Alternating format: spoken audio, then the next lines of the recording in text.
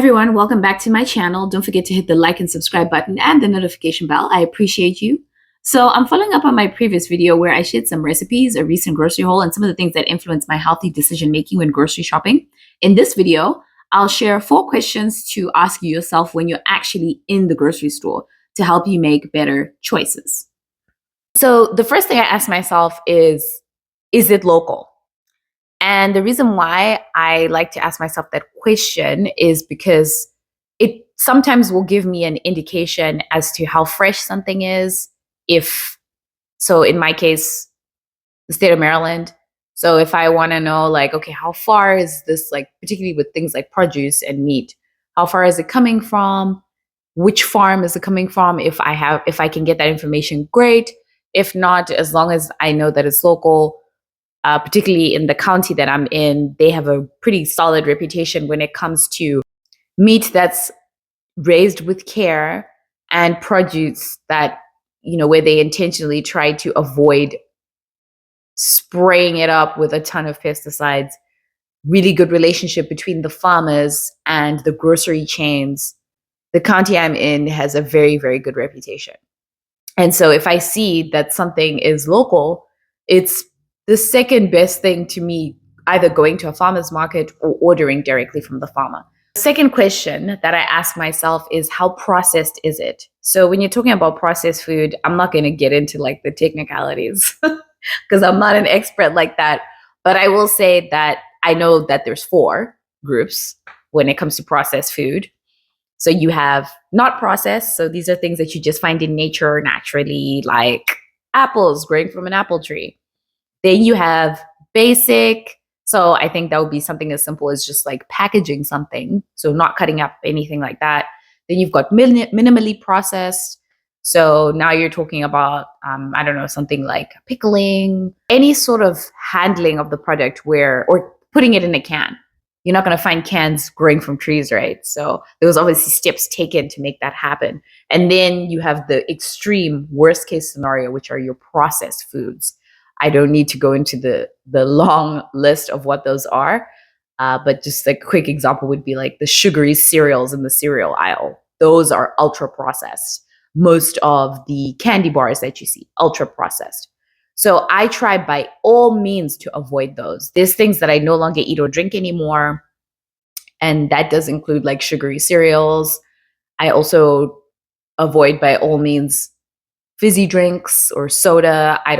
Those are not things that I intentionally purchase when I go to the grocery store. And I would highly recommend that you do the same because it's just good for your health. And they add a ton of things in there that distort whatever the original ingredients were. So you're not even getting any nutritional value, and you're probably getting a bunch of sugars and other additives and preservatives. And I say that with the caveat of, I am not a doctor, I'm not a nutritionist, I'm not licensed or anything like that. I'm just sharing kind of some common knowledge. So please do not take anything I say in this video as any sort of prescription or medical advice.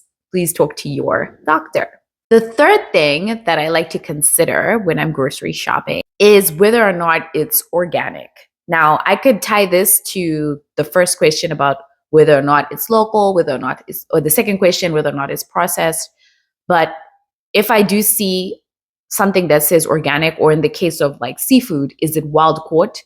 Again, this gives me some information about the way something was grown, the way something was cared for before it ended up in the grocery store, and whether or not there was limitations on how many chemicals were added to it to like kill pests or make it grow faster, etc.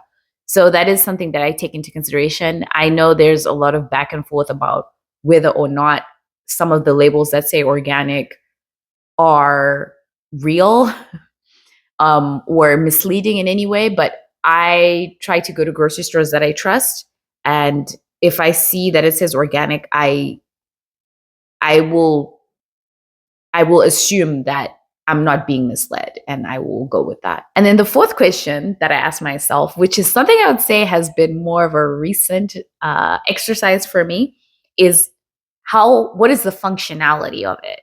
And what I mean by that is, so I articulate this on my blog. If you go to my website, I talk about how I'm very much into fusion cooking. You see it come out, I'm sure, if you've been following me for a while. This is something that excites me, that I love doing. I love it when different cuisines and cooking techniques come together to make something really wonderful. But something else that is increasingly important to me, especially as I age, is if I eat A, what is the result going to be? If I eat X, how is this going to benefit my body? It's not so much about the taste or, okay, am I going to be able to make something out of this? Because as you, of course, know, when I'm grocery shopping, yes, I'm thinking about what am I going to consume just to be alive. And so that's kind of what I'm talking about there. But I'm taking other things into consideration, right? Like the recipes I'm going to be making and whatnot. But it's very important for what I am eating in between recipes to serve a purpose.